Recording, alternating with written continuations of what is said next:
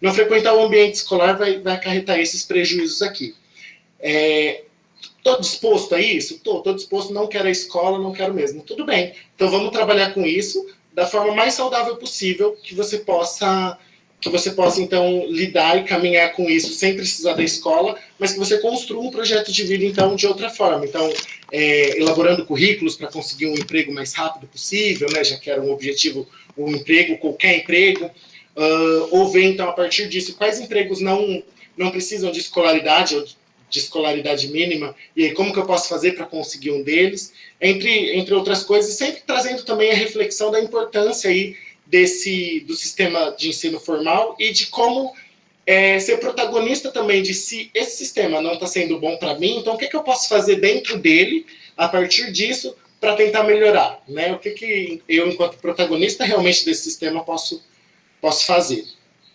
E aí, o outro momento do estágio, enfim, aqui a gente fez o acompanhamento de 15 adolescentes, e aí um outro momento do estágio foi o levantamento quantitativo e algumas análises aí dos dados quantitativos que a gente pegou do CREAS na época, e que foi muito interessante também, e aí eu vou falar um pouquinho deles aqui.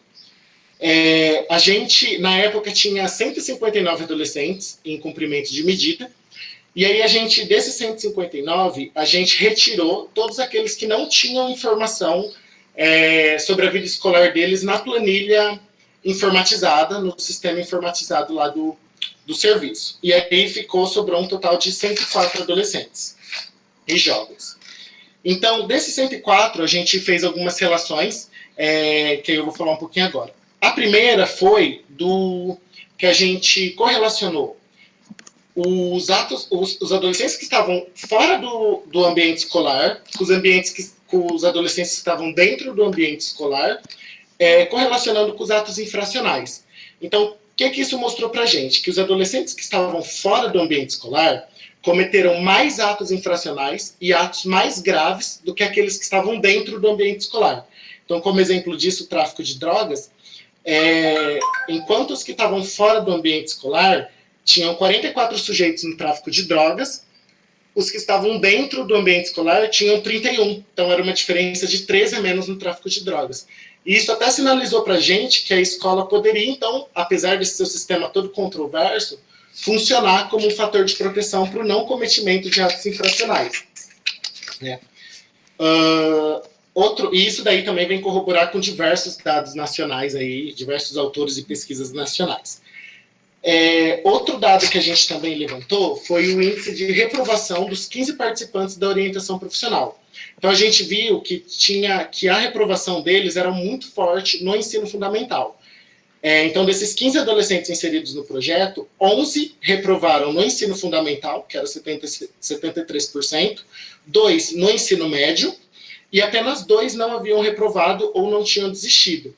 Isso aqui também é um dado muito importante até para a escola, porque algumas pesquisas vêm sinalizar que os adolescentes que possuem alguma reprovação no seu histórico, né, escolar, eles têm uma tendência maior a uma desistência futura da escola. Uhum. Então, isso pode sinalizar aí para a escola alguma estratégia aí de um olhar mais atento a esses jovens, né, que reprovam, que tiveram algum tipo de reprovação, porque isso indica uma possível, né, talvez aí, desistência num futuro. Outro dado também que a gente analisou foi os adolescentes jovens fora do ambiente escolar com grau de ensino, com os adolescentes jovens dentro do ambiente escolar e o grau de ensino. Então, 64 jovens estavam fora do ambiente escolar, e aí 42 deles, 66%, abandonaram no ensino fundamental, 8, que era 12%, abandonaram no ensino médio, e 14, que era 22%, não dispunham dessa informação na planilha. Enquanto os 31 que estavam dentro da escola, 31 estavam no ensino fundamental e 9 estavam no ensino médio, né? E aí eu totalizava os 144 adolescentes. Então, assim, para ver que realmente o maior índice de reprovação e o maior índice dos adolescentes dentro da medida socioeducativa estavam no ensino fundamental devido a isso, a autoevasão, as desistências que eles tinham logo no início aí da jornada escolar. Outra análise que a gente fez também foi, mas essa a gente também não se aprofundou muito, mas foi na comparação aí do grau de estudo dos pais com a dos adolescentes. Então, os 15 adolescentes que participaram da orientação profissional, os pais que foram até o ensino fundamental, os adolescentes eles foram só até o ensino fundamental também. E os pais que foram até o ensino médio, os adolescentes eles foram até o ensino médio. Então, assim, isso dá diversas possibilidades aí de análise, de interpretação, mas eu baseei aqui um pouquinho no mestrado da Aline para interpretar essa parte, e aí ela fala dessa relação da pouca escolaridade dos parentes, numa reflexão de um desequilíbrio entre o discurso que coloca a escola como um fator importante, com o comportamento de uma negativa à escola ao mesmo tempo. Então, esses jovens teriam que romper com o estigma da pouca escolarização de seus pais e familiares, e isso não parece um processo fácil, pois trata-se de romper com o modo de viver e de se relacionar com o mundo, que está muito também ligado ao projeto de vida, ao conceito de projeto de vida. Né? E aí, agora já mais ou menos terminando aqui a minha fala, eu queria só fazer um recorte social, realmente quando a gente fala de adolescência e de ato infracional, porque a gente realmente precisa fazer esse recorte social, porque existe a gente hoje até fala, na verdade, que é a quem se atribui um ato infracional, não o adolescente que cometeu um ato infracional, mas a quem se atribui um ato infracional, porque isso mostra um pouco da seletividade judicial que existe, né? Então, quando correlacionamos ato infracional e adolescência, não se trata de toda e qualquer adolescência, né? Mas da adolescência popular, da adolescência da periferia, né? E esse dado significa, então, que os adolescentes que não vivem nas periferias da cidade ou que estudam em escolas particulares, pensando que 100% dos que a gente atendia eram de escola pública, os que estão na escola particular, eles não cometem atos infracionais, ou melhor, né, quais estratégias ou privilégios eles possuem que isso não gera uma passagem ou a sua entrada no sistema sócio-jurídico, né? E aí eu fiz até uma reflexão talvez um pouco ousada no meu estágio, e eu vou trazer para cá também, mas isso funciona até para a gente pensar um pouquinho na redução da maioridade penal, né? Porque aí quando a gente para pensar na redução da maioridade penal, a gente vai pensar para quem? Né? Se a gente vê hoje os dados e hoje eu estou trabalhando em Sumaré e os dados são muito, muito, muito parecidos, a gente vai pensar na redução para quem? Para que adolescência? Né? Porque se a gente olhar aqui realmente os dados hoje, a gente consegue ver qual a adolescência que está dentro do sistema sócio-jurídico. Né? Então, se a gente pensar em redução da maioridade penal, a gente vai pensar para quem? Né? Para que adolescência? E aí o que tem muito a ver também com o título da nossa live, que é educação para quem, né? Então, o que o Estado, né, o que a gente tem feito, o que a educação tem feito aí para realmente incluir e fazer a permanência desses adolescentes e jovens dentro do sistema de ensino formal, né? Qual o significado, qual o sentido que as escolas, né, que esse sistema tem trazido para a vida desses sujeitos? Porque o que a gente ouve muito é que não há sentido, né, com a minha realidade, com a realidade deles. Né, não tem, é muito distante, então para mim não assume um sentido. Então, por que eu vou frequentar aqui? Para que eu vou estar aqui?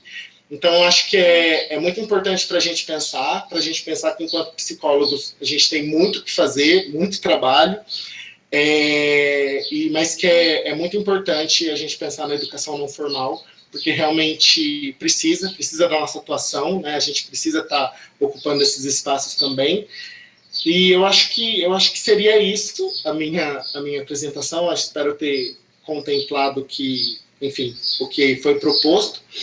E eu queria agradecer também de novo o convite aí da Aline, né, para estar participando, agradecer todo mundo que está aqui, e que também foi assim, esse estágio foi muito bonito fazer esse estágio, a gente conseguiu muita coisa, gerou muitos frutos, e eu acho que principalmente pela supervisão que a gente teve, né, que eu tive, porque é uma área que a Aline estudou muito tempo, o mestrado dela, enfim.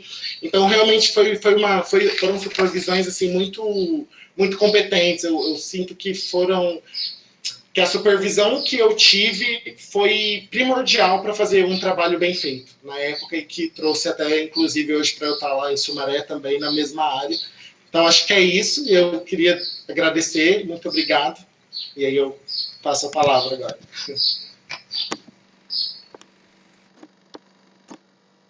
Muito bom, Murilo, obrigada.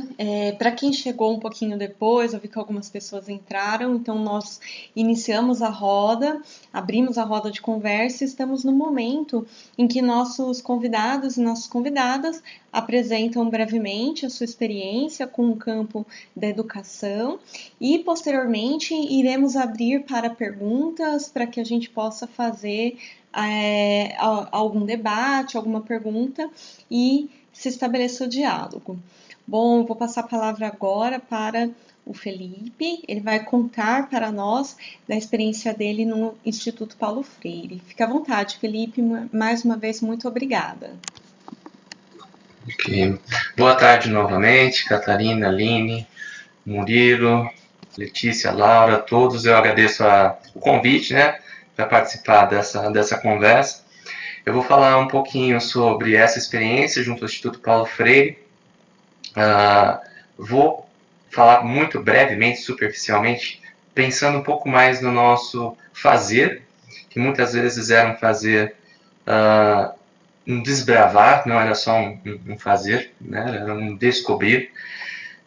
Vou aproveitar também e relacionar um pouquinho com uma outra prática, porque essas duas práticas elas foram atravessadas principalmente pela questão do desenvolvimento da personalidade moral, né? Pensando no Piaget, aquela questão da autonomia, da anomia e heteronomia, só que eu trabalhei com o Lawrence Kohlberg, que eu não sei o quanto que a turma, né, já conhece ou não, mas ele pegou esses mesmos conceitos, né, e desenvolveu pensando em 6 estágios, dividido em alguns níveis. São níveis pré-convencional, onde o sujeito não tem compreensão, apreciação das regras, apenas leva em conta a apreciação das pessoas implicadas, né? Que normalmente as crianças estão nesse nível.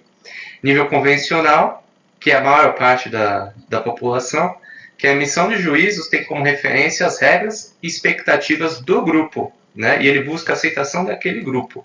A gente vê muito isso hoje em dia no nosso país na questão política, por exemplo.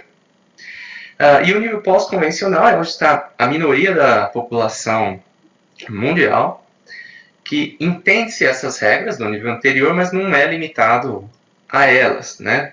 Busca-se agora os princípios, o pensamento é regido por princípios, inclusive a questão da desobediência civil, por exemplo, não respeitar uma regra, se essa regra é injusta. Os temas morais têm uma perspectiva, né, maior aí, né, em relação à sociedade. Mas eu vou procurar, né, não ser é difícil, né, a gente acadêmico não ser tão teórico, eu vou buscar falar um pouco mais, então, desse fazer.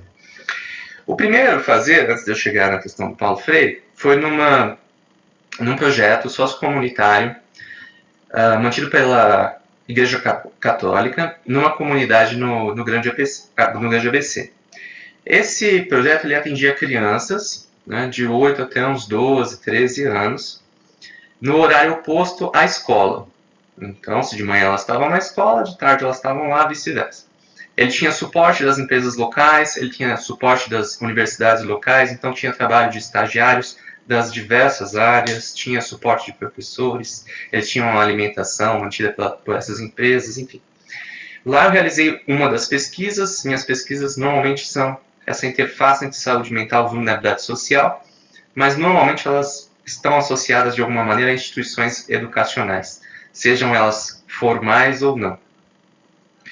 O trabalho realizado lá, então, foi com crianças que ainda não tinham tido contato com nenhum outro psicólogo na área educacional, para desenvolver essa questão da personalidade moral. Porque, acho que aproveitando a fala do Murilo, né, existem muitas questões relacionadas aí a essa questão da vulnerabilidade. Muitos dos pais eram ausentes, pais e mães, né, as figuras paternas eram ausentes reais, não só ausentes afetivamente, às vezes por questão de cárcere, às vezes por outras questões sociais. Além da cultura envolvida, enfim, tínhamos uma miríade de coisas que lá na prática, no dia a dia, né, a coordenadora falava, eu não sei como lidar com essas crianças, né? E eram crianças que não seguiam regras, tinham dificuldades em seguir regras. E aí começamos a trabalhar nessa ideia. As principais estratégias que nós usávamos era o jogo, né, principalmente baseado no livro Quatro Cores, Senha e Dominó, do professor Lino de Macedo, lá da USP, porque esses são jogos muito bons para você trabalhar essas questões da regra de uma forma crítica, né? Trabalhávamos também com fábulas, principalmente as fábulas de Mil e Uma Noites, né, baseado também numa tese de doutorado da professora Luana Carramilo Going. E nós, então, né, em certos momentos, o psicólogo estava sozinho, e isso era muito visível também nos estagiários, não conseguia, então, ter controle da turma. A turma tinha, assim, umas 8 crianças, né, não poderia ser muito maior que isso. E as crianças não viam, estavam correndo, estavam brigando, E aí, o que fazer nesse momento? Muitas vezes era aquele aumentar a voz. E muitos psicólogos e estagiários às vezes se sentiam mal, nossa, não é isso que eu quero fazer. Né? Mas às vezes, na falta ali total, nos primeiros trabalhos, tinha que ter uma chamada de atenção. Conseguir a chamada de atenção, tudo tinha que ser de uma forma lúdica. Né? Primeiro, pela questão do prazer, do interesse, e da participação, né? Porque essa coisa é muito expositiva, né? Às vezes é chato até pra gente, né? Lá na academia, meu Deus, né? Todo mundo tá sempre com um cafezinho. Então é sempre buscar, né? Então essa coisa participativa para daí a gente começar a questão do sentido.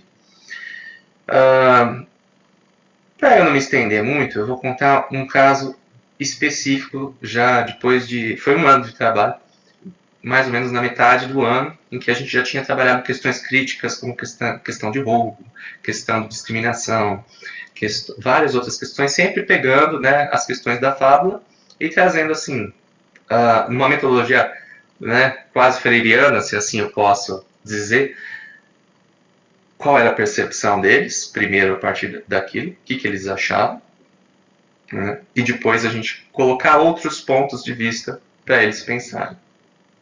Por exemplo, de uma fábula que tem um roubo de um sapato e para esconder da polícia que está vindo, joga-se esse sapato em cima do telhado. Qual é a moral envolvida? Quem está ganhando com isso? Isso é certo? Isso é errado? Para quem? Enfim.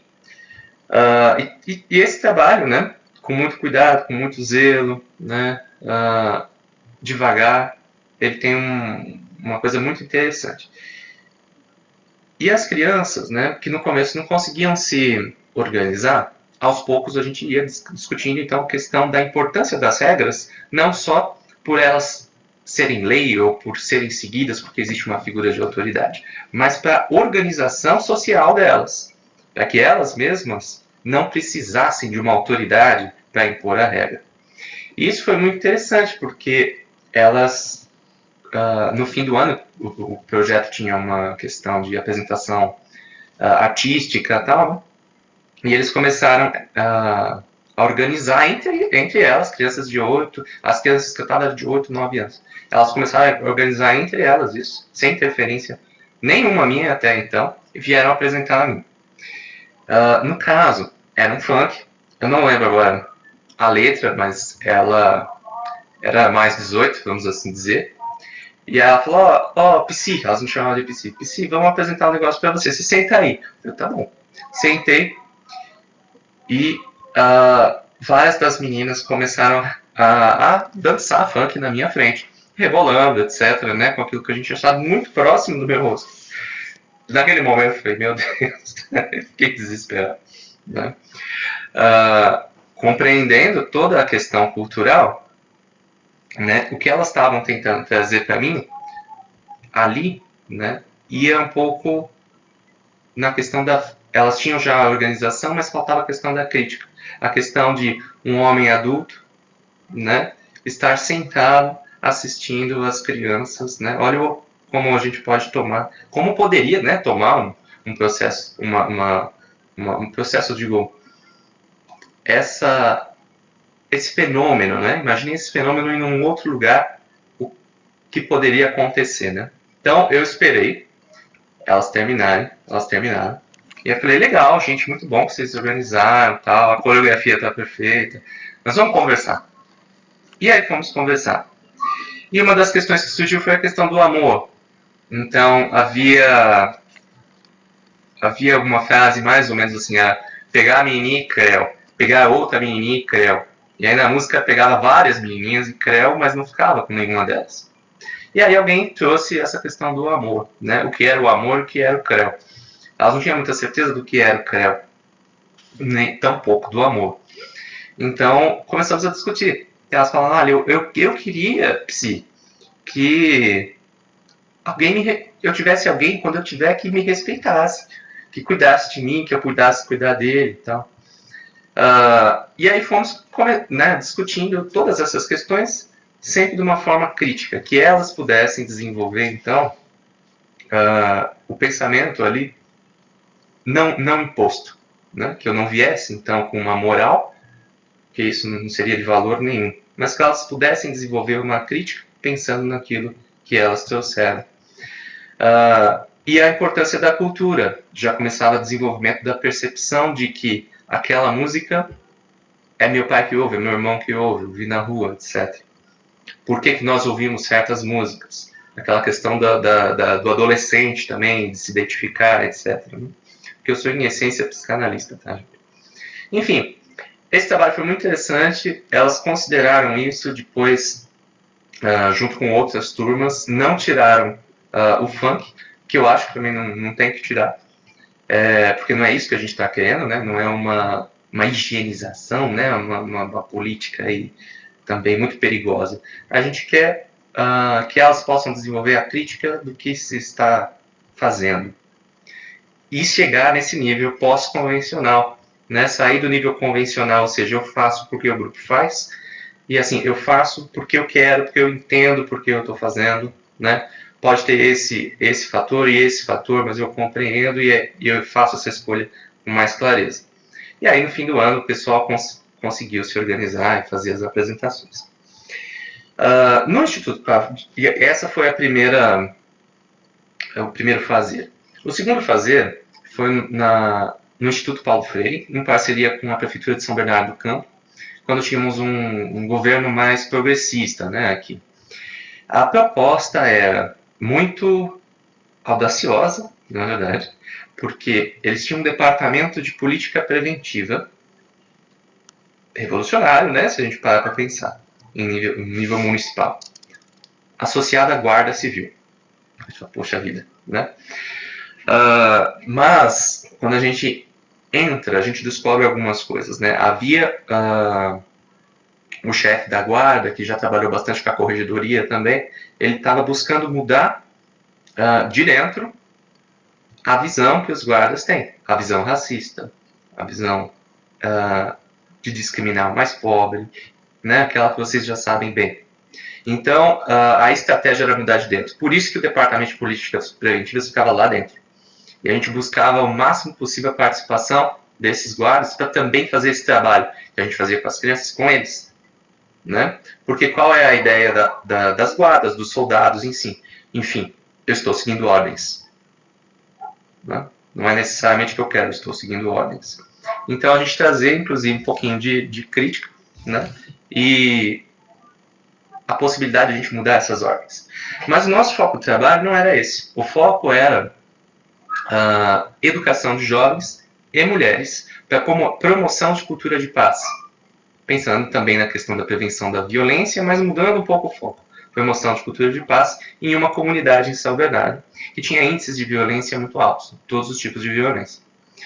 Mas esse trabalho, ele não começou com a turma lá e a gente indo lá. A gente teve que andar toda a comunidade, conhecer os líderes, os líderes dos conjuntos habitacionais, os líderes dos esportes locais, os líderes religiosos, das diversas religiões que lá tinham. Enfim, conversar com eles, criar uma estratégia para a gente, então, divulgar o projeto, nós mesmos, andando na comunidade, com a permissão também das forças locais, né, do tráfico, etc., para que pudéssemos entrar na comunidade e oferecer esse serviço. Era uma equipe com uma proposta transdisciplinar. Então, eu era o psicólogo da equipe. Nós tínhamos psicólogo, assistente social, um beletrista, uma pedagoga, e uma profissional de direito, né? Uma bacharel em direito. E cada um ia trazer a sua experiência amparada, então, aí pela questão freiriana, principalmente pedagogia da autonomia e outros textos, né, associados. Então, a gente tinha formação lá do próprio instituto, a gente tinha formação com outros institutos contratados, mas cada um de nós também tinha um dia para dar formação para os próprios colegas. E todas as estratégias eram sempre criadas de uma forma horizontal, inclusive com a comunidade, pensadas mesmo semanalmente com os nossos objetivos principais em mente. Não era um trabalho fácil, exigia muito, muito, muito mesmo, né? Quando nós conseguimos o contato, aí a gente dividiu as turmas, né? Eu fiquei com uma turma de jovens, porque a minha experiência é maior com jovens. E o trabalho, ele era feito mais ou menos da mesma maneira. Então, nós tínhamos estruturado alguns temas, nós tínhamos alguns textos, né, tanto da área social quanto da área psicológica, para nos dar embasamento, mas a gente sempre chegava com essa ideia do que vocês acham que é isso. E a gente ia listando. Por exemplo, o que é racismo? É isso, é aquilo, é eu andar de bermuda e o guarda achar que eu sou bandido, né? Vamos listando. E a gente lista tudo. E depois a gente começa a discutir sobre isso. E também coloco as minhas percepções também lá na lista. Porque o processo é horizontal. Eu não sei nem mais nem menos, né? A gente só sabe diferente. E aí a gente trabalha em roda, né? Sempre buscando a roda mesmo, trazendo as experiências que estavam acontecendo e a crítica que a gente pode ter sobre elas. E ao mesmo tempo a gente tem que fazer os manejos, né? Posso falar palavrões? Aqui? Posso. Okay. Então, nós tínhamos, por exemplo, um grupo lá de adolescentes rindo um monte sobre uma piada com caralho. Né? Ria. E não era possível a gente fazer nenhum tipo de atividade. Falei, gente, vamos lá. Que caralho vocês estão falando aí? Aí eles riam. Fala caralho. Aí, não, que foi pra caralho, me contaram a piada e tal. Falei, vocês sabem o que é caralho? É pinto e tal. Aí eu contei a história do caralho. Do vai pro caralho. Que caralho, na verdade, é uma parte de um barco. Né, que antigamente, nas caravelas, era mandar... Que é aquela que fica lá em cima, no mastro, quando a gente pega um telescópio, não, um binóculo, esqueci o nome, luneta. A gente pega a luneta e fala, terrorista. Isso que a gente já viu nos filmes, já ouviu nos livros, esse é o caralho. As pessoas eram mandadas para lá por insubordinação, porque toma muito sol, toma muita chuva, às vezes tem os pássaros, as gaivotas, e ele não poderia descer dali como um castigo. Daí veio a expressão, vai pro caralho, né? Em que a gente usa hoje em dia, e acabou, né, por outras questões aí que se embolam no caminho virando pinto. Aí todo mundo prestando atenção na história do caralho, o caralho perdeu a graça. Né? E aí a gente pôde fazer a atividade proposta lá no dia. E também foi muito interessante esse andamento, porque no começo eles se sentiam mal consigo mesmos, eles tinham medo da guarda, eles tinham um pouco de medo da gente no começo também. Eles não entendiam o que era a prefeitura, para que servia uma prefeitura. A prefeitura, enquanto isso, também estava propondo um processo de governança lá naquela comunidade, né? Não ser aquela coisa top-down, né? Como a prefeitura vem, faz ou manda e só, né? Mas ter exatamente essa questão mais horizontal na medida do possível, né? E a dificuldade de organização, essas piadinhas, eram várias questões. No decorrer de um ano também, eu não fiquei o processo inteiro, eu tive que sair, porque questões pessoais mesmo, né? Segui por um outro caminho, mas teve uma formação, né? Porque essas coisas também que envolvem política, eles gostam de ter um momento. Simbolicamente é importante, mas também é um momento que o próprio político pode colocar que houve coisas feitas, né, lá na gestão dele. Mas eu fui convidado. Eles já conseguiam se organizar, eles já conseguiam pensar criticamente, eles já conseguiam organizar entre eles atividades de crítica com outros adolescentes, né, que não estavam contemplados no projeto. E no fim eles me chamaram, mesmo não estando lá, eles entraram em contato comigo e falaram que eles queriam a minha presença lá. E foi, né, muito emocionante, porque eu pude ver ao vivo, na fala que todos eles fizeram, lá no palanque e tal, como eles estavam e o que mudou.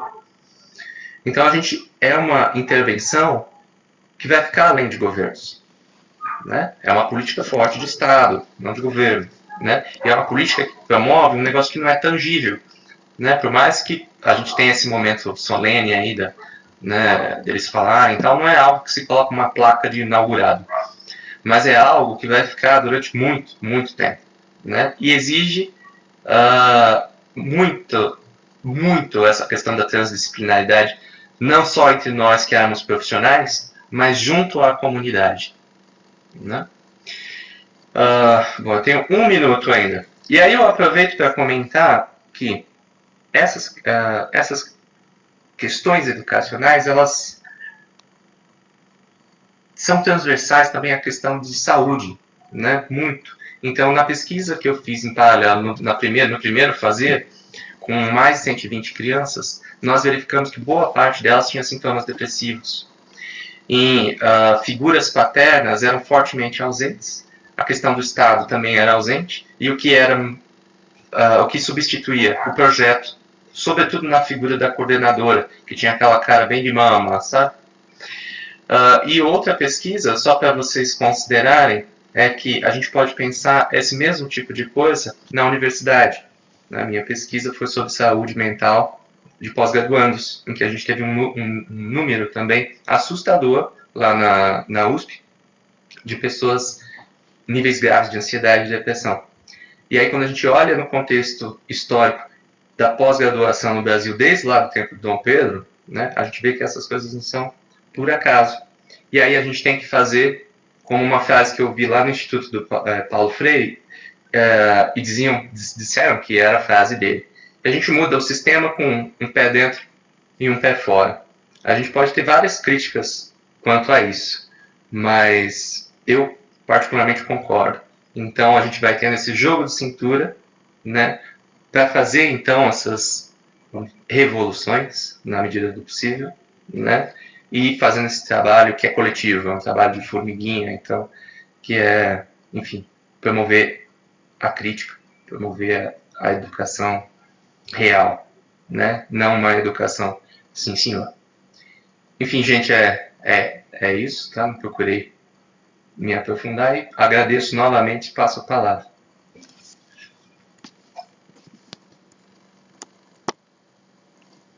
Muitíssimo obrigada, Felipe, pela sua experiência, por nos contar mais sobre ela. Bom, vou passar a palavra então para a Letícia. Ela vai contar para a gente a atuação dela no projeto Ecoar. Mais uma vez, muito obrigada, Letícia. A palavra está com você. Oi, boa tarde a todos. Primeiramente, eu gostaria muito de agradecer a Catarina pelo convite para participar desse espaço tão importante e rico de discussão e conhecimento. E é importante enfatizar também a importância das universidades proporcionarem espaços como esses para os estudantes. Para eles terem essa oportunidade de conhecer mais sobre a psicologia na escola, sobre a psicologia inserido em todos os campos da educação. Acredito que é crucial esses espaços. Eu, particularmente, não tive muitos espaços de discussão durante a minha graduação, e eu sinto hoje, como profissional de psicologia dentro da escola, que isso traz um impacto muito forte para mim como profissional. Com isso, eu me apresento, eu me chamo Letícia, estou atualmente no mestrado, junto com a Raquel, atuo há 3 anos em um centro de educação infantil, na região noroeste da cidade de Campinas, a partir dentro do projeto Equar, que é o Espaço de Convivência, Ação e Reflexão. O projeto Equar é um projeto de extensão da PUC Campinas, criado em 2000 pela professora doutora Raquel Guzzo, destinado à formação de psicólogos a partir de uma perspectiva crítica que busca atuar em contextos educativos e comunitários. Portanto, a nossa atuação ela se pauta em 3 momentos: conhecer, identificar e criar ações. Com isso, é preciso que a gente conheça os estudantes, que a gente conheça o local onde essa criança está inserido, como que é essa família, como que é a dinâmica da casa, quem cuida dele é a mãe, a avó, como que é. Então, a gente busca conhecer através de um documento que a gente tem, que é o mapeamento. E a partir, quando a gente acaba conhecendo, nesse conhecer, significa conhecer o cotidiano escolar, conhecer o cotidiano da criança dentro de casa e na escola, fora de casa, conhecer que comunidade que essa criança está inserida, pois é nesse espaço social de inserção, realidade concreta, que é possível identificar indicadores de risco e de proteção para o desenvolvimento dessas crianças e desses adolescentes que a gente acompanha. E a partir de uma prática psicossocial, a gente cria ações de enfrentamento às diversas formas de violência, seja ela dentro da escola ou fora. Portanto, as nossas atuações são realizadas através de acompanhamentos. Então, assim, a gente não fala que a gente atende, a gente fala que a gente acompanha estudantes, porque pode acontecer por longos períodos, ou como pode acontecer por períodos curtos, em sua rotina dentro da escola, nos diversos espaços, como a sala de aula, o refeitório, no parque, entre outros. As demandas que surgem, que aparecem para a gente, são trazidas tanto no centro de educação infantil onde eu atuo, não é muito pelas crianças, porque eles não têm essa capacidade de chegar e falar porque eles são muito pequenininhos, eles não têm essa capacidade de chegar e falar: tia, tô precisando de ajuda. Então, geralmente, quem traz eles como demanda pra gente são os professores, os monitores, que na educação infantil tem monitores, a própria gestão acaba trazendo, ou a família, que acaba vindo na escola procurando pra gente, pela psicologia. Ou no qual nós somos capazes de identificar por meio da nossa inserção no cotidiano escolar. E eu gostaria de apresentar brevemente o Centro de Educação Infantil onde eu atuo. Então, como eu já disse, onde eu atuo é na região noroeste de Campinas. É uma região com alto índice de violência, por mais que Campinas seja uma cidade, digamos, rica, tem muito dinheiro, muito tempo, a região noroeste é considerada a região mais afastada, mais abandonada, mais negligenciada em direitos. Então, só para a gente ter um pouquinho de noção de onde a gente atua, qual é o nosso lugar ali. A maioria dos acompanhamentos surge a partir dos encaminhamentos pela escola. O mapeamento que a gente realiza no Centro de Educação Infantil é com as famílias. Porque o mapeamento é um documento que as crianças não sabem muito bem responder, porque tem algumas questões como quantos cômodos tem na sua casa, onde você mora, tem água encanada. Então, as crianças acabam não sabendo responder. Então, a gente acaba fazendo, no Centro de Educação Infantil, a gente faz com os pais. E na ENEF, a gente faz com os outros profissionais, fazem com os próprios estudantes. Com a pandemia, muitas pessoas, acredito que acaba questionando como que tornou o nosso trabalho durante a pandemia, como que ficou esse trabalho, porque mudou.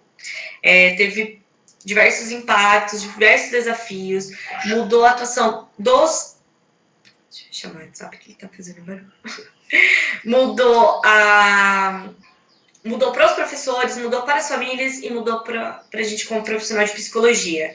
Começando que nossa inserção na escola no campo, ali, na prática, pertinho bem próximo, não aconteceu. A gente teve que mudar para uma plataforma online. Então, assim, nosso contato com os professores iniciou,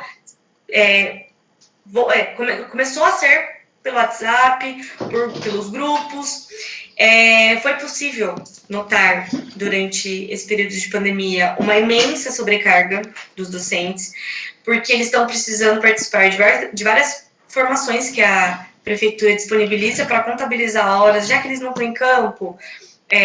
Então, vai ter que contabilizar horas, apesar de eles estarem fazendo atendimento junto com as famílias, por WhatsApp, mas mesmo assim, a prefeitura cobra essa contabilização de horas. O contato com as famílias também foi iniciado pelo WhatsApp. Então, assim, um pouco mais... encontramos diversos desafios durante esse período por termos que utilizar da ferramenta online, da internet, para acessar essas famílias. São reflexos de uma desigualdade social, porque diversos professores vieram com angústias. Letícia, eu não consigo acessar algumas famílias, fazem 2, 3 meses que eu não consigo ter contato, eu ligo para a família não atende, o telefone nem toca, cai na caixa postal, não tem WhatsApp, e aí a gente ia buscar, investigar onde estava essa família, como que eles estavam, e eles simplesmente não tinham aparelho eletrônico, eles não tinham celular, eles não tinham internet. Então, assim, foi um murro mesmo na nossa cara, e na cara desses profissionais, dos docentes, dos professores dentro da escola. Então, assim, a gente buscou criar espaços junto com os professores para discutir sobre a desigualdade social, para discutir de que forma que a gente pode acessar essas famílias. A gente criou espaços de discussão junto com as famílias que puderam participar, para a gente discutir qual que é o impacto que a pandemia está tendo no desenvolvimento infantil dessas crianças. Então, assim, o nosso trabalho acabou percorrendo outros caminhos que a gente nem imaginava que seria. O que mais que eu posso falar? A Laura entrou. Finalmente, ela entrou. Eu consegui entrar, pessoal, perdão, aqui também estou esperando para ser autorizado, é que acabou não vendo, e, enfim. Posso já me apresentar? Meu nome é Laura Lorenzetti, então eu também sou colega da Letícia, tá? Também trabalho no Ecoar como psicóloga, porém, em vez de estar no Centro de Educação Infantil, eu estou numa escola municipal de ensino fundamental, no MEMEF, né? Claro que os nossos fundamentos e a nossa prática, ela acaba sendo parecida, porém se difere também pelo fato do público, entre aspas, vamos dizer assim, ser diferente, né? Atualmente eu sou mestranda, né? Faço a minha pesquisa de mestrado, surgiu a partir de uma vivência minha dentro da escola de autolesão, né? Que seria a automutilação, o cutting, né? De cortes, principalmente. E a partir dessa demanda que eu encontrei, que eu vi dentro da escola, que, né, chega até mim, eu escolho esse meu projeto de pesquisa, né, para fazer sobre isso. Bom, a Letícia já falou, acho que ela já falou um pouco sobre o projeto, né? Nós trabalhamos na busca de enfrentamento às diferentes formas que a violência pode aparecer dentro da escola, principalmente na região noroeste, né? O projeto agora está na norte também, né, de Campinas, porém começamos na região noroeste. E dentro da escola a gente consegue ver muitas formas de violência que muitas vezes são naturalizadas. Temos que ter em mente que a região, por exemplo, eu estou numa escola da Noroeste. É importante termos em mente em que região a escola está localizada, né? A região Noroeste é a região mais pobre de Campinas, né? Não é a maior, mas é de maior densidade populacional. Então, isso já diz muito sobre a nossa prática como psicólogo dentro da escola. Não é apenas, como a Letícia falou, a gente quer estar pertinho dos alunos, né? É importante que a gente esteja inserido dentro do cotidiano para conseguir acompanhar esse desenvolvimento, né? E a partir dos indicadores de desenvolvimento, né, que a gente estuda, que principalmente da teoria histórico-cultural de Vygotsky. Então, nós buscamos estar sempre olhando, tendo esse olhar, né, o olhar da psicologia, mas, ao mesmo tempo, também a gente tenta quebrar um pouco com essa ideia mais clínica, né? Porque a psicologia na escola, né? Porque a gente, em vez de falar psicologia da educação, psicologia da escola, a gente busca usar o termo na escola, né? Porque já diz muito sobre o nosso lugar de saber.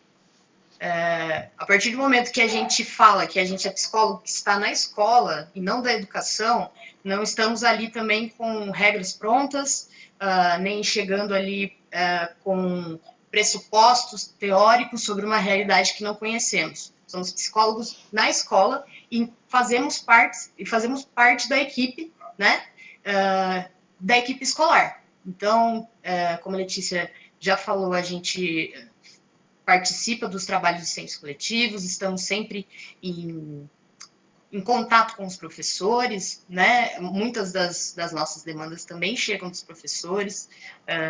Muitas vezes também é o nosso trabalho conseguir desmistificar a presença da psicologia dentro da escola, né? Porque se a gente acredita na psicologia na escola, estando dentro do cotidiano, às vezes isso acaba entrando em choque com a percepção que os próprios profissionais têm da psicologia, porque muitos profissionais acreditam que, assim, olha, tem um aluno problema, que ele não se comporta da forma que eu acho que ele deveria se comportar dentro da sala de aula, então, dessa forma, vamos pegar esse aluno e mandar para a psicóloga, que não está na realidade, que não conhece o aluno, e geralmente ou é alguém fora da escola ou é alguém que não está no dia a dia. Uhum.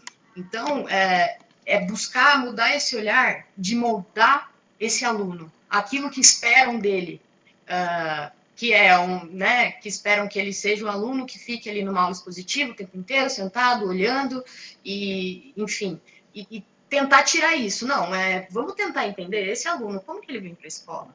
Se ele vem para a escola de ônibus, a realidade dele é uma, porque a paisagem que ele vê é uma. Se ele vem para a escola a pé, a realidade dele é outra. Ele come, ele tem com quantas pessoas ele mora dentro de casa?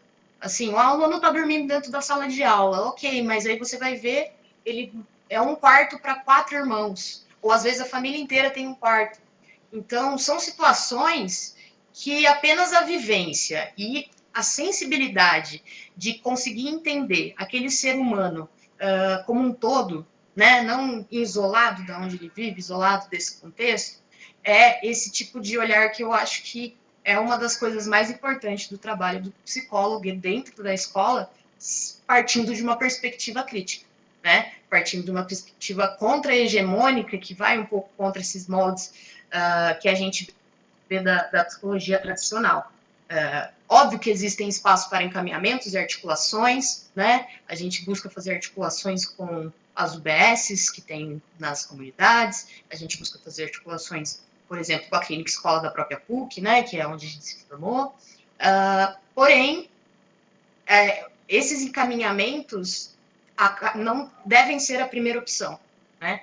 Os encaminhamentos, eles devem ser depois que a gente perceber, não, olha, eu acho que isso foge um pouco da nossa alçada aqui como psicólogo, ele precisa de um acompanhamento, de um atendimento, né? Porque, como a gente falou, o que nós fazemos é acompanhamento. Ele precisa de um atendimento. Então, óbvio que rola essa articulação, em nenhum momento também, né, mostrar o lugar da psicologia dentro da escola não é negar a psicologia tradicional, negar a psicologia clínica, que seja. É apenas entender que a psicologia, ela não é mais, né, aquela psicologia clássica, né, que chega no Brasil dentro de um formato clínico, dentro de um formato de consultório, né? Então, eu acho que isso é uma das coisas mais importantes que a gente busca ter em mente quando entra para fazer um trabalho de psicólogo em instituições, ou, enfim, que no caso seria dentro da escola, né? Eu acho que deu para falar um pouquinho da minha prática. Espero não ter falado demais. mais. E é um prazer poder estar falando aqui e um prazer também conhecer todos nós aqui virtualmente.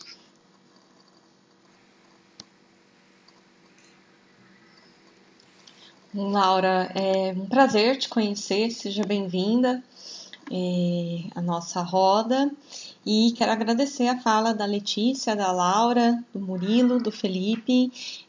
São momentos como esse que é, como a Letícia disse, de extrema importância para a academia, porque é um momento que nós trazemos também à tona que discursos, que práticas nós fazemos e para quem fazemos. Isso é muito importante na psicologia escolar, entendendo que a escola e o campo da educação, eles sempre vêm a falar não só da relação de ensino-aprendizagem, mas de um projeto de indivíduo para aquela sociedade. Então, que indivíduos queremos para aquela sociedade.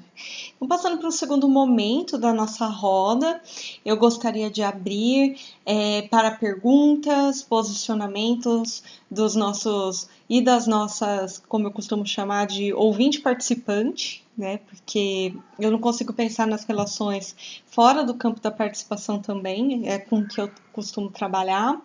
Então, quero abrir. Fiquem à vontade para fazer perguntas, tanto pelo chat, eu posso fazer a mediação lendo a pergunta, quanto abrir a câmera e conversar com a gente. A ideia é poder promover um diálogo para quem tem curiosidade, interesse em saber, novamente retomando aí os nossos objetivos, como que é a atuação do psicólogo, da psicóloga no campo da educação, ou para quem tem interesse em cursar o curso de psicologia, né? Então, está aberto o espaço, fiquem à vontade. Quem quiser ativar o áudio, digitar alguma pergunta, fique à vontade. Bom, enquanto as pessoas vão aí desativando o áudio, digitando perguntas, eu gostaria novamente de fazer uma relação. Nunca deixo de fazer, acho que quem é meu aluno, minha aluna que está aqui, vai ouvir novamente essa fala, né? O Murilo trouxe essa questão da evasão escolar, o Felipe, aparece em vários momentos essa questão.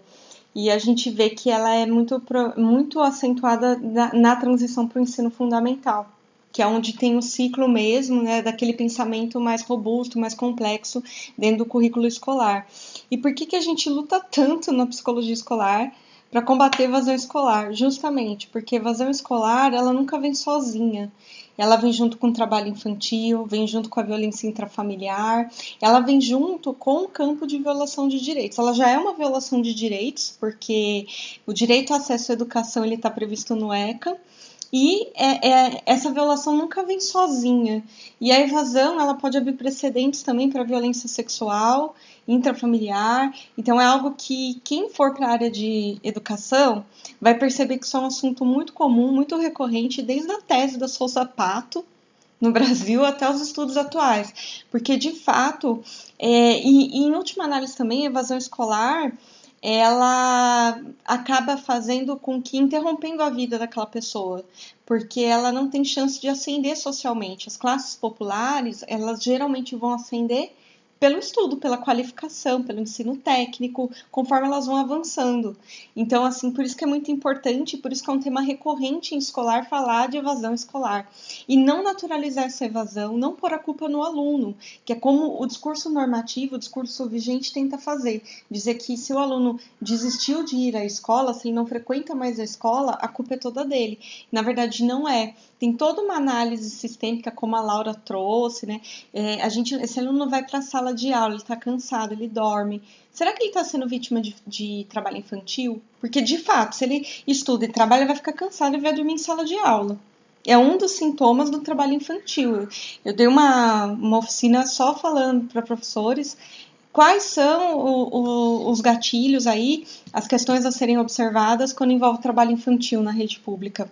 Por exemplo, uma delas é o cansaço, a queda no rendimento escolar. Então, como vocês podem perceber, é muito importante a gente olhar a realidade desse aluno, seja da rede pública, seja no campo não formal de educação, que vai ter um olhar mais individualizado em relação à rede pública, que é mais coletivo, seja na educação privada também, que vai ter outras mazelas, outros impasses e outras questões, mas é importante a gente sempre se propor em conhecer essa realidade, nunca partir da nossa própria realidade para julgar aquele contexto do ponto de vista moral, como o Felipe trouxe brilhantemente com Kohlberg, que é um autor que eu estudo também. Perguntas? Catarina, eu queria fazer um comentário também a partir dessa questão da evasão, né? Quando a gente fala da evasão escolar, ela ocorre em um processo, né? Ela é o fim de um processo. Uhum. Então, um aluno que se evade da escola, geralmente ele tem uma trajetória, um histórico escolar repleto de exclusões dentro do sistema de ensino, de reprovações, de estigmatização, que ao fim de um processo ali culmina com a evasão. E alguns autores atualmente falam, né, de uma sofisticação da exclusão escolar. Então, se a gente pegar a trajetória da escola enquanto instituição, a gente vê a escola inicialmente como uma instituição só destinada a um público, a elite, a burguesia. E depois, ali na década de 80, a gente vê a escola, o acesso à educação ser democratizado. E aí hoje a gente, nesse contexto de democratização, a gente vê uma sofisticação da exclusão escolar. Então é a exclusão estando dentro, né? Eu estou inserido, mas eu não estou incluído de fato naquele sistema. Então, e aí esse processo da exclusão estando dentro, ele culmina com a evasão, né? Em algum ponto esse aluno se evade, mas ele já estava excluído, mesmo estando dentro, né? Ele já estava excluído, que é muito o caso do que o Murilo trouxe dos alunos que estão em cumprimento de medida socioeducativa. A grande maioria deles estão incluídos, excluídos dentro do sistema escolar. Eles estão matriculados, eventualmente eles frequentam as aulas, mas eles são estigmatizados, eles estão rotulados, eles são alvos de preconceito. E aí, ao longo de um processo de alguns anos, eventualmente eles se evadem, porque é muito difícil, né? Você está num contexto que você não é bem quisto, você não é bem visto, que cai um lápis, a culpa é sua, né? Então, acho que é para a gente pensar também essa sofisticação, né, de um processo que antes ele era mais claro, eu vou te excluir do sistema e aí você está fora da escola. Hoje não, eu estou dentro, mas eu estou fora ao mesmo tempo, né? Eu estou excluído. E isso é uma sofisticação porque é mais difícil da gente entender, da gente compreender e da gente mudar a operação aí por trás e dentro do sistema escolar. Eu posso aproveitar e fazer uma pergunta? Eu gostaria que a Laura ou a Letícia contassem um pouquinho do projeto Ecoar, fora do contexto da pandemia. Acho que agora, né, está tudo diferente, mas contasse um pouquinho para a gente das ações que vocês realizam. Lógico que de acordo com os públicos isso se modifica um pouco, mas em linhas gerais, como é que o projeto acontece fora da pandemia? Obrigada, meninas. Eu acho que eu posso falar um pouquinho da parte da MF, né? E a Letícia fala da C. Pode ser, Letícia? Pode. Depois eu complemento. Pode falar. Tá bom. Bom, realmente, né? A pandemia mudou muito a nossa forma de agir e retirou uma das principais, acho que, riquezas do trabalho, que é estar inserido dentro do cotidiano escolar. Então, como que a gente fazia, né, esse trabalho antes, quando a gente podia estar inserido, né? Bom, primeiramente, o Ecoar, ele aparece, assim, a partir de uma demanda também do NAED Noroeste, né, para ter a psicologia dentro da escola. É importante falar, primeiramente, que, teoricamente, a gente se orienta a partir de 3 bases teóricas mais fortes, assim, vamos dizer assim, né? Tem a psicologia da libertação, do Inácio Martim Baró, que é uma psicologia voltada para a emancipação do ser humano, né? Há também a psicologia histórico-cultural do Vygotsky, né, que também vai trazer essa importância da cultura, do contexto, da interação indivíduo e contexto, e como a subjetividade entra nessa relação dialética, né, e também a psicologia crítica, né, que é também uma das grandiosas fontes que a gente acaba bebendo aí para nos fundamentar teoricamente. Óbvio que também temos muito de Paulo Freire na nossa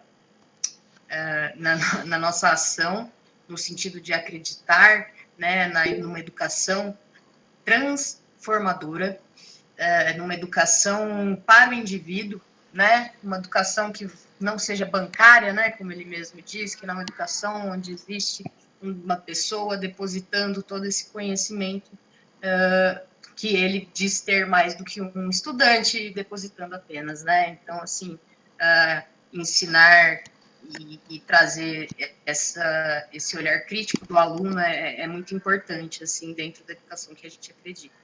A partir disso, a gente se insere dentro do cotidiano das escolas, né? Muitas vezes, o nosso lugar ali, nós não temos um lugar muito fixo dentro da escola, né?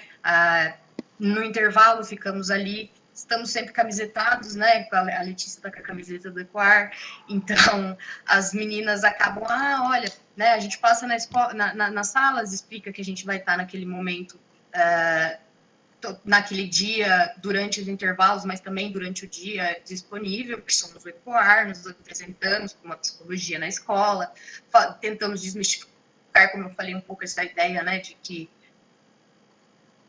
os alunos, eles geralmente eles acham que psicólogo é para louco, né? Aquela coisa assim, mas psicólogo é para quê? É para quem é louco, né? Uma coisa bem clichê, assim, e senso comum. Então, a gente busca trazer isso e busca estar perto, né? Então, muitas vezes, assim, com o vínculo que a gente vai fazendo ali dentro com os alunos, né? De conhecer, conversar, perguntar como é que foi o dia, ou querer saber um pouco da vida, né? Eles começam a vir até nós. É muito interessante, porque, por exemplo, uma vivência que eu já tive inúmeras vezes é um aluno chegar e falar assim, olha, fulano, tal pessoa tá ali, tá muito triste, tá chorando, ou, nossa, aconteceu algo muito ruim comigo, né? Histórias de violência, e tudo isso só é possível com a gente ali dentro fazendo esse vínculo. Observe que não é um espaço hierárquico, né, que a gente quer trazer ali. A gente quer estar junto, a gente quer estar conhecendo, né? A gente também tem um instrumento, né, que é um questionário que a gente chama de mapeamento, que é realmente para mapear todas as diferentes esferas identitárias dos alunos, né? Então, temos perguntas sobre a esfera mais subjetiva, sobre moradia, sobre relação com a escola, né? Também gostamos muito de fazer 3 perguntas sobre violência, que você já viveu alguma situação de violência? Se você já presenciou ou viveu, né? O que foi feito, né, nessa situação de violência e o que você acha que deveria ter sido feito.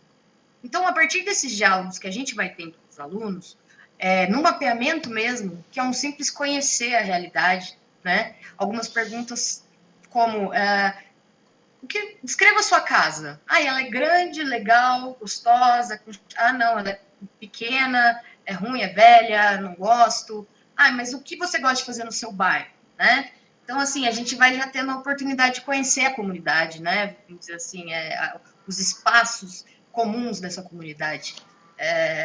Então, esse processo de mapeamento, que geralmente a gente busca fazer como nosso tempo, assim, agora com a lei, né, que foi implementada a lei onde será obrigatório a presença de psicólogos e assistentes sociais na rede pública, talvez isso se torne uma realidade melhor para nós, mas infelizmente, como somos autônomos, nós contratos de autônomos com a prefeitura, a gente não consegue ficar muito, né, vários dias na escola durante a semana, né? Geralmente vamos uma vez por semana na escola e para participar também dos TDCs. Então, eu acho que conseguiríamos ter muito mais conhecimento daquela população e daqueles alunos se a gente estivesse ali todo dia, né? Mas nesse dia que a gente vai, que a gente consegue, a gente acaba buscando, primeiramente, mapear essa realidade, né? E aí, as nossas ações, elas buscam sempre partir de um coletivo, né? Por exemplo, que eu comentei um pouco da questão da autolesão, que apareceu, né, na minha prática, muitas alunas começaram a se autolesionar, principalmente mulheres, e também dentro da escola, por exemplo, né? Tem uma hora que fazemos acompanhamentos individuais, fazemos, mas o problema é sistêmico, né? O problema é algo que é coletivo, né? Então, vamos fazer um grupo um grupo de meninas, né? Sem falar que é de cotes ou não, para não criar uma identidade, enfim. E, a partir daí, começar a discutir questões que permeiam o mundo feminino dessas meninas, né? O que é ser mulher, o que é... Muitas meninas são pretas, então o que é ser uma mulher preta que mora na periferia?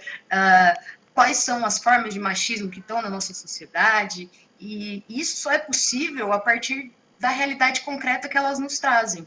Então, assim, conseguir discutir esses problemas e essas questões sociais e culturais só é possível a partir desse vínculo mesmo.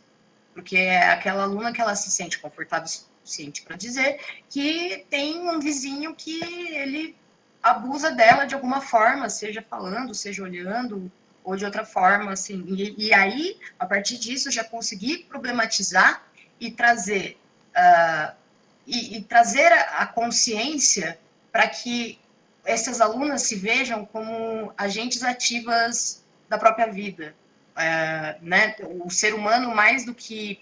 o ser humano não é algo passivo que está no ambiente. Né? Nós também criamos as nossas situações em relação a sistemas econômicos, enfim, culturas e crenças. Então, tentar trazer essa emancipação humana, vamos dizer assim, que a gente tenta, né? Que é algo que, assim, é muito difícil, é um trabalho que muitas vezes a gente demora muito para você conseguir começar a ver o quanto ele muda mesmo, né? Porque é uma mudança estrutural, vamos dizer assim, uma mudança de forma de pensar, uma mudança de formas de conseguir se colocar diante de certas situações. Porque algo que nós pensamos muito é a questão de se fortalecer e enfrentar, e superar. São 3 momentos diferentes, né? E não tem como você superar antes de você se fortalecer, não tem como você enfrentar antes de você fortalecer. Então, ter noção desse tipo de processo mesmo, e como é importante criar espaços coletivos de discussões que levem a um fortalecimento coletivo, né? Tanto daqueles estudantes ali, como também da comunidade. Então, reuniões de pais também estamos presentes, conselhos de classe, muitas vezes, em algumas escolas, algumas das profissionais, por exemplo,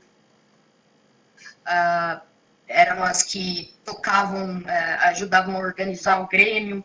Então, por exemplo, é muito rico esse espaço onde os alunos aprendem a se organizar como um coletivo e falar que tipo de escola eu quero, que tipo de reivindicação eu quero fazer. Então, é algo muito potente e que traz uma transformação, né? E é algo que a gente luta no dia a dia e, como eu falei, não seria possível se a gente não tivesse inserido ali. Alguns acompanhamentos individuais acontecem, porque muitas vezes o estudante ele tem uma questão mais séria, uma questão mais que demanda ali mais uma atenção nossa, né? Porém, o nosso foco é no coletivo, né? E aí nos lançamos mão para conseguir entender a totalidade daquele indivíduo, a gente acaba falando com os professores, conversa com os pais, com o próprio aluno mais do que tudo. Então, é realmente um trabalho, não um trabalho solitário, vamos dizer assim, né? Um trabalho que só depende de nós ali, que vamos resolver aquele problema, ou, enfim, aquela queixa, né? Que muitas vezes se apresenta para nós. É uma questão mais de, como diz bem, a escola é para quem, né? É para aqueles alunos. Então, vamos entender que forma que a gente pode ajudá-los a se fortalecer para chegar naquela escola que eles gostariam, né? Ou que de alguma forma seria menos difícil de enfrentar, ou menos difícil de mais prazeroso de estar, né?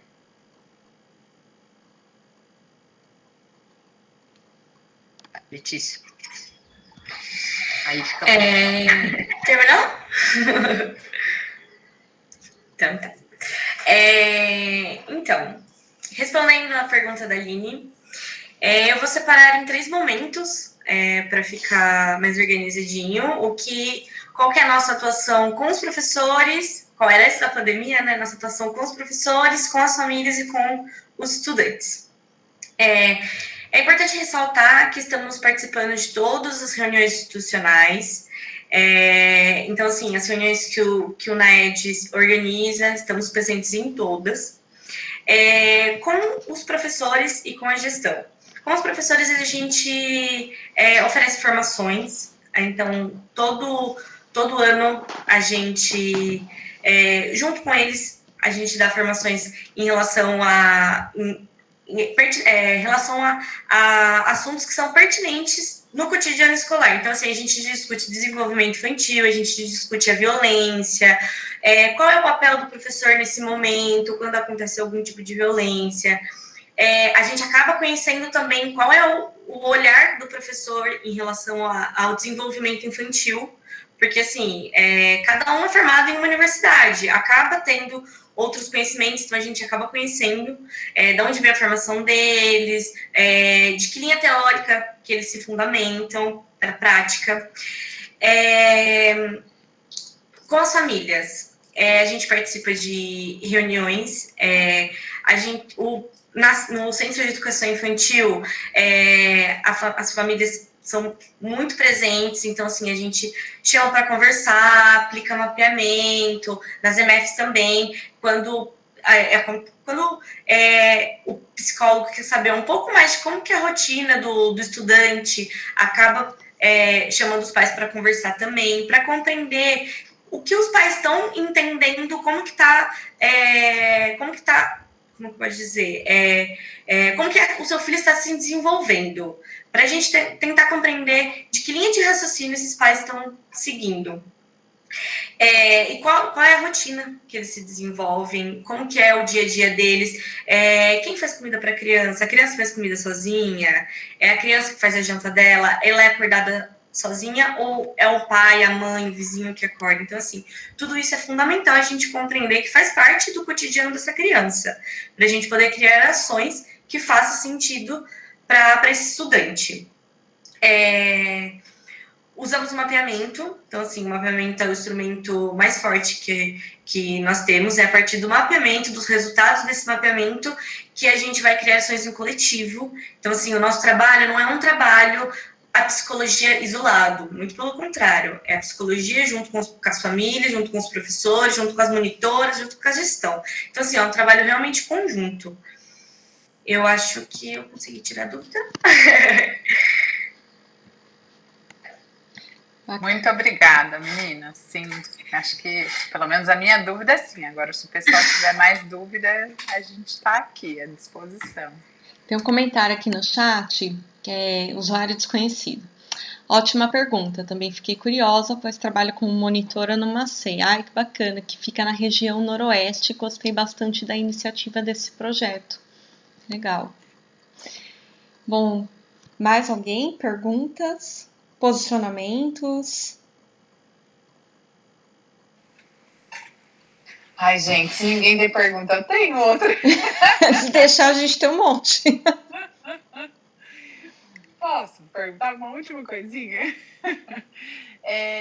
Com relação às dificuldades de aprendizagem, eu sinto que esse é um grande, talvez um nó do psicólogo na escola, porque a escola tem uma expectativa de que o psicólogo vai fazer um trabalho clínico com relação à criança que tem uma dificuldade tem qualquer dificuldade relacionada ao aprender, e que às vezes é uma dificuldade de ensinar, mas tudo bem.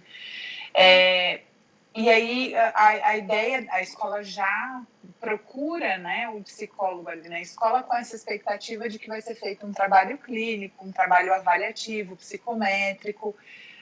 Então, eu queria saber como é que, acho que talvez isso fique mais evidente para a Laura, lá no ensino fundamental, onde algumas dificuldades aparecem com mais clareza, né, com mais evidência. Como é que é o trabalho de vocês diante dessas dificuldades? Se a escola busca a ajuda de vocês nesses momentos e qual é a ação, né, de vocês com relação a isso?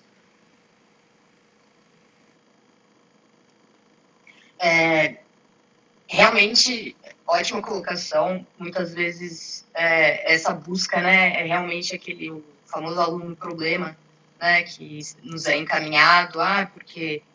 E assim, é uma situação que muitas vezes, um olhar mais aproximado para aquele aluno nos dá já uma resposta. No sentido assim, lembrando de algumas experiências, né, que não apenas minhas, mas também de algumas outras colegas que já ouvi que fazem parte do projeto. Por exemplo, quando a professora falar que um aluno está com dificuldade de aprendizagem, né, e depois de olhar e tentar conversar com esse aluno e entender qual que é esse problema, era porque o aluno tinha uma deficiência auditiva que ninguém sabia ainda, por exemplo. Então, assim, são coisas, às vezes, que são, assim, a gente poderia... como que eu posso falar? Elas passam batido, no sentido assim, estão tão acostumados com as palavras déficit de atenção, hiperatividade, mandar uma criança para um neurologista, né, para ver e começar a tomar remédio, enfim, que essas coisas, elas passam batidas, no sentido assim, foi como a Catarina também disse, né, aquela criança, ela tá dormindo na escola, mas e se ela, né, é vítima do trabalho infantil, né, ou se mesmo ela ajuda o pai na vendinha dele que ele tem, ela fica mais tempo acordada e não consegue dormir, por questões que não tem a ver com nada fisiológico, né, com nenhum problema de déficit de atenção ou algo do tipo. São questões estruturais, questões econômicas, questões culturais, questões que, se a gente não ter esse olhar, a gente pode cair nessa armadilha, né, de achar que tudo é algum déficit cognitivo, né, que existe. Claro que existe. Como eu disse, às vezes, dependendo do tipo do déficit cognitivo, nós não somos suficientes para conseguir dar apoio e ajudar aquele aluno a se desenvolver, porque toda criança tem esse direito, né, independente que for, ela tem o direito de chegar a se desenvolver o máximo que ela consegue, né, a transformar essa potência de desenvolvimento em desenvolvimento em si. Então, nós buscamos encaminhar também, buscamos ter um diálogo, por exemplo, como eu falei, com os centros de saúde. Então, se uma criança ela precisa de uma atenção médica ali, né, precisa, por exemplo, de repente, com algo mais que seja mais fisiológico, que ela precisa ir passar num neurologista, que seja, ou com um déficit cognitivo, nós fazemos esse encaminhamento, né, fazemos essa articulação, porém, sempre buscamos ter muito cuidado para quem a gente coloca para não colocar a carroça na frente dos bois, vamos dizer assim, né?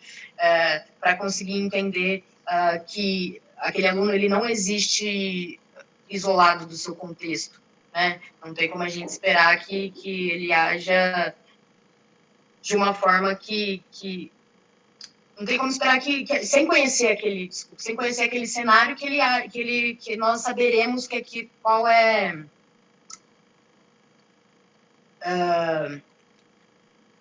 desculpa, eu me perdi, só um minuto. Não tem como a gente esperar que apenas olhando para aquele aluno, sem conhecer esse cenário, a gente vai conseguir olhar e vai falar, olha, não, é um problema realmente, esse problema é individual desse aluno, ele tem déficit de atenção, vamos dar um remedinho para ele ficar mais calminho, e assim ele consegue se comportar da forma que eu acho que ele deveria se comportar dentro da sala de aula. né? Que muitas vezes até você colocou, às vezes não é nem a dificuldade de aprender, talvez a dificuldade de ensinar. E assim, que tipo de recursos também, né, a escola traz e que tipo de infraestrutura e recursos que ela dá para o professor também, para o professor conseguir, de alguma forma, fazer com que aquela educação vire uma educação mais do que uma simples aula expositiva, né? Que, de alguma forma, forme cidadãos que consigam trazer esse olhar mais crítico acerca daquilo que nos cerca e da própria realidade daquele aluno, né? Então, assim, é algo que é bastante complicado, porque é algo mais estrutural, vamos dizer assim, né? É um problema que vai indo e vai desencadeando e vem atrás do outro, vamos dizer assim, no sentido da educação do nosso país, né? Que tipo a diferença que a gente pode ver de uma educação pública para uma educação privada, né? De que tipo de alunos a gente está querendo formar, alunos que pensam criticamente ou alunos que apenas aprendem e vão reproduzindo isso sem nenhuma crítica, né? Então, eu acho que é importante a gente ter esse olhar, né? Primeiro, a gente tem que ter um olhar que tenha muito em pauta o desenvolvimento daquele aluno, o que é esperado desse desenvolvimento e por que ele não está atingindo isso. Pode ser pode ser alguma coisa mais fisiológica, pode, mas vamos olhar como um todo, né? Vamos olhar aquele ser a partir de uma perspectiva psicossocial. Obrigada, Laura. Eu posso falar um pouquinho também. Realmente, apesar de ser um pouco diferentes centros de educação infantil e a EMF, acaba surgindo algumas demandas com as crianças com dificuldade de aprendizagem. A aprendizagem, no Grupo Equar, a gente se fundamenta pela perspectiva de Vygotsky. Então, a gente acredita que a aprendizagem está diretamente articulada ao desenvolvimento da criança. Ou seja, só vai haver aprendizagem se a criança se desenvolver. No SEIS, no Centro de Educação Infantil, a aprendizagem ocorre de que forma? A partir de materiais lúdicos, de atividades, de desenhos, e a partir disso a gente acaba compreendendo se a criança está se desenvolvendo, como que o processo de aprendizagem está ocorrendo. Assim, como que eu posso dizer? O que a Laura trouxe é realmente muito, muito verdade. É importante, é essencial que a gente entenda, que a gente busque compreender de que qual é o meio social que essa criança está inserida. Então, assim, surgiram agora na pandemia diversas demandas de famílias trazendo que o meu filho não está aprendendo, meu filho deu 2 pulinhos para trás, digamos assim. Mas, assim, como que está sendo isso?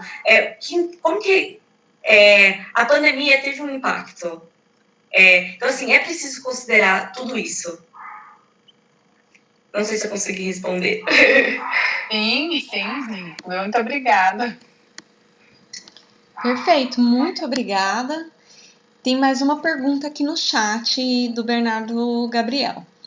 Qual caminho vocês, psicólogas que estão inseridas nas escolas, percorrem caso algum membro da família busque a ajuda de vocês? Ótima pergunta, porque escola também é a comunidade, a família, então ótima pergunta, Bernardo. Vou responder, aí, Laura, se você quiser complementar, ou você quer começar? Você que sabe. Pode começar, Lê. Qual caminho vocês, psicólogas que estão inseridas nas escolas, percorrem caso algum membro da família busque a ajuda de vocês? Então, tudo depende de qual é a questão que a família traz, né? Já surgiram diversas questões em relação que eu já vivenciei dentro da escola em relação a luto, a morte, antes da pandemia mesmo. por a gente estar inserido na região noroeste, que é uma região muito violenta, eu vou dar um exemplo, e aí a gente vai conversando junto, e vocês vão conseguir ver claramente como que aconteceu. Um pai foi assassinado na frente de uma criança de 3 anos. Ele era do tráfico, ele foi assassinado, e a mãe chegou desesperada 2 dias depois. As monitoras que residem no bairro, que conhecem todo mundo, já tinham vindo conversar comigo. E aí? De que forma que a gente vai agir? Até a escola não estava preparada para isso. Apesar de tudo, apesar de todo o movimento, acaba que algumas coisas saem fora do trilho. Então, assim, de que forma? E a escola, a gente senta junto com todos os professores, monitores, com a gestão, a gente senta e fala, e aí, o que a gente vai fazer diante dessa criança que presenciou a morte de um pai de uma forma drástica, que está em estado de choque, que só chora, que só pede pelo pai, que não para de falar o que aconteceu. Foi preciso trabalhar com essa mãe, Então, assim, a gente trabalha com a família, a gente, trabalhar com a família, não vamos dizer que é diretamente com a família, mas de que forma que a gente trabalhando com a família vai resultar em algo dentro de casa. Então, assim, eu percorri um caminho com a mãe em relação ao luto, de que forma que essa criança concebe o falecimento do pai, que assim, que é importante. A gente vai discutir bastante isso nesse momento de pandemia, porque houveram algumas mortes e tal, e a gestão acabou vindo à procura da gente para querer trabalhar em relação ao luto. De que forma que a gente vai trabalhar isso com as famílias? Então, assim, é importante para as crianças que sejamos sinceros. Então, assim, não fala que o pai foi para longe e volta daqui 2 anos, que volta já. Fala para ele, aconteceu, ele vai sofrer aquilo. É importante que ele sinta, que ele compreenda o que ele está sentindo, que ele coloque para fora, que ele compreenda todos os sentimentos que ele está tendo. Então, assim, foi um processo muito doloroso. Foi doloroso até para mim como profissional, a gente acaba se compadecendo muito, é natural. Mas, assim, foi um processo que eu fiz junto com a criança, junto com a família e junto com a escola. E, assim, hoje ele está com 4, 5 anos, já fazem quase 2 anos que aconteceu esse episódio, e, assim, ele está totalmente saudável, ele já compreende que o pai não vai voltar, que o pai realmente faleceu. A mãe traz alguns relatos, até os últimos dias que eu fui para a escola presencialmente, a mãe trouxe alguns relatos dele quando eu conversava com ela, de que alguns dias à noite, quando ele sente saudade do pai, ele vai no fundo do quintal e fica conversando com as estrelas, que é uma forma que ele encontrou de dar significado para aquilo que ele vivenciou. Então, eu acho que eu respondi a pergunta. Dando uma complementada, eu acho que é muito importante a gente pensar na escola como esse lugar de referência para a comunidade, né? Um lugar que a comunidade que ali está inserida, né? As famílias dos estudantes, eles possam chegar até a escola e dizer, me ajude, eu não estou conseguindo entender isso que está acontecendo com meu filho, ou aconteceu uma situação de extrema violência, que nem a Letícia falou, como que eu faço? Né? O que eu faço? De que forma eu vou agir, né, dentro de tudo isso? Então, é um trabalho que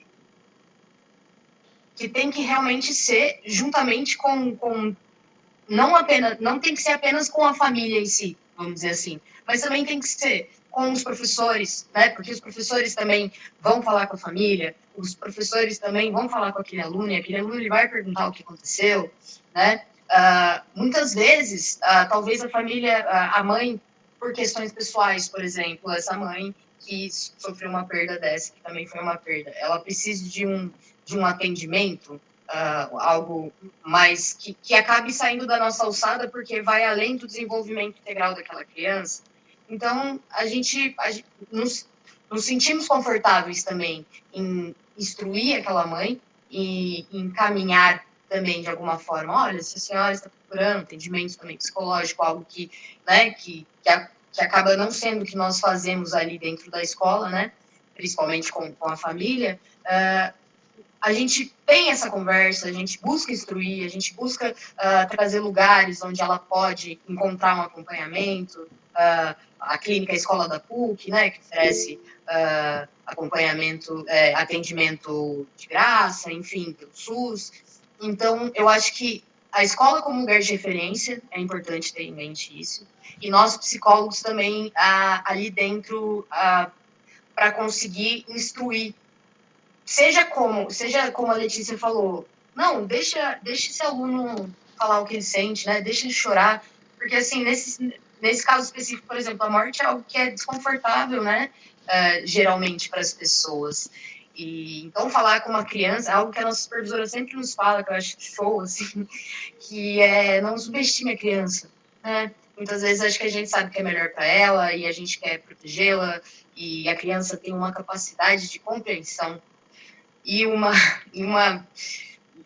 esperteza, uma coisa que muitas vezes as pessoas acabam esquecendo, né, e acabam querendo lidar de outra forma, né, inventar uma história ou deixar as coisas mais leves para ela, né.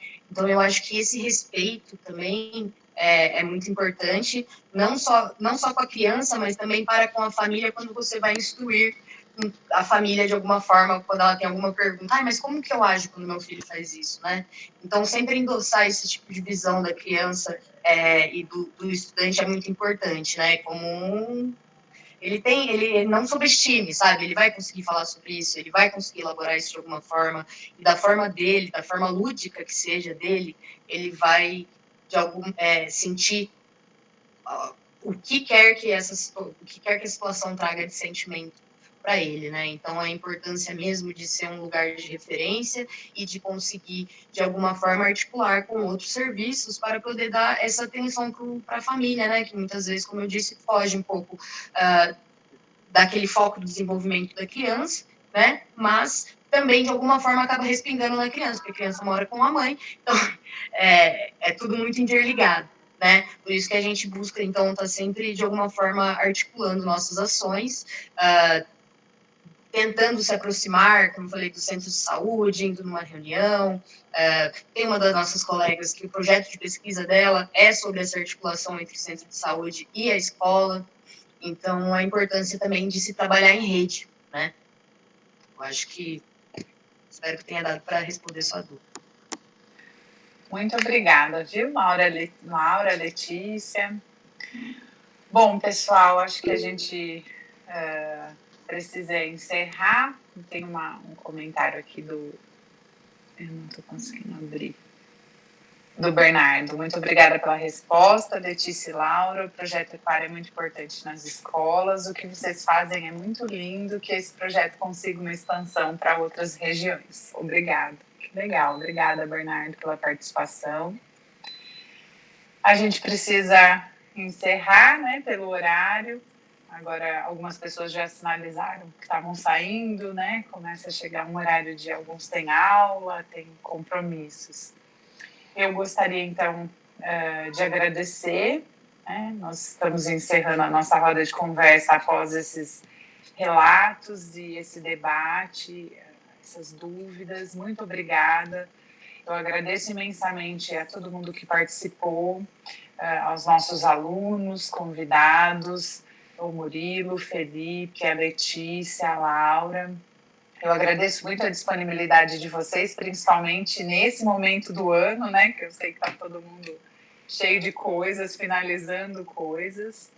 Agradeço muito a Catarina por toda a parceria, o empenho, o envolvimento, né? Para a realização dessa roda. Com certeza, sem você, o negócio não ia acontecer, Catarina.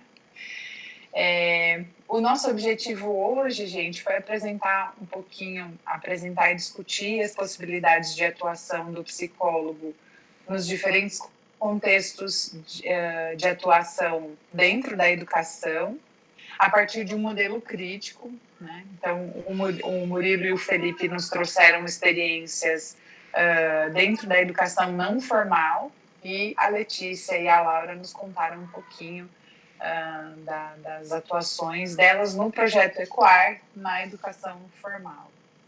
A roda, então, nos mostra, né, que é essencial essa visão, esse reconhecimento da educação enquanto um direito humano, né? O nosso objetivo aqui foi desmistificar um pouco essa visão de que a educação se confunde com escolarização, né?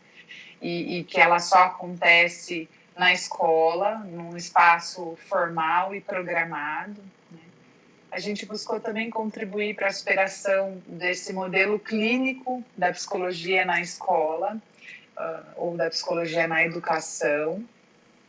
E a gente quis também poder contribuir com os estudantes que estão pensando em cursar psicologia, para que conhecessem mais uma área de atuação do psicólogo.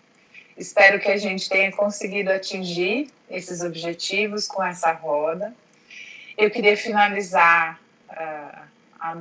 o nosso papo aqui com uma frase do Paulo Freire, já que a gente inicia falando educação para quem, eu queria encerrar com essa frase do Paulo Freire. Aos esfarrapados do mundo e aos que neles se descobrem, e assim descobrindo-se com eles sofrem, mas sobretudo com eles lutam. Então, acho que isso nos traz um pouquinho uma reflexão e algumas respostas para a pergunta: a favor de quê, de quem, contra quem nós vamos atuar. Né? Obrigada de coração a todos vocês que participaram. Espero que a gente possa se reunir em outros momentos, porque a gente tem muito para debater, para discutir, para pensar. Obrigada, pessoal. Gostaria rapidamente de parabenizar a todos, né, por essa roda de conversa, porque essa percepção crítica e essa percepção, né, essa pergunta escola para quem, é algo que é muito importante e é muito gratificante ter esse espaço para poder discutir isso e trazer essa visão, né, como vocês disseram, da psicologia em outros espaços, seja para quem já esteja cursando e para quem já queira cursar. Aproveitar que estamos aqui falando do Projeto Ecoar, dizer que o Ecoar está com uma página no Facebook, né, porque na pandemia a gente se viu digitalmente. Então, para conseguir atingir, né, bastante. Então, temos também no Instagram. Então, Facebook procurar Ecoar Piscina Escola e no Instagram Ecoar Piscina Escola vocês acham. E lá a gente tem diferentes posts que falam um pouco da nossa atuação e também do tipo de educação que a gente acredita, do tipo de psicologia que a gente acredita e quem são os teóricos que a gente, né, qual fonte teórica que a gente bebe aí para conseguir orientar a nossa prática, tá bom? Então, nos sigam lá. E se quiserem saber mais do projeto, podem falar conosco, que a gente está à disposição. Obrigada, Laura. Obrigada, Letícia, por mandar ali no chat. Agradeço a participação de todo mundo. A Gisele comentou, elogiou aí a nossa roda de conversa. Obrigada, Gisele.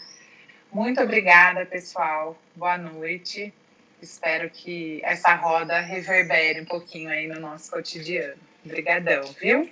Um abraço para todo mundo. Boa noite. Tchau, obrigado. Obrigada. Boa noite a todas. Boa noite. Obrigado. Tchau, boa noite.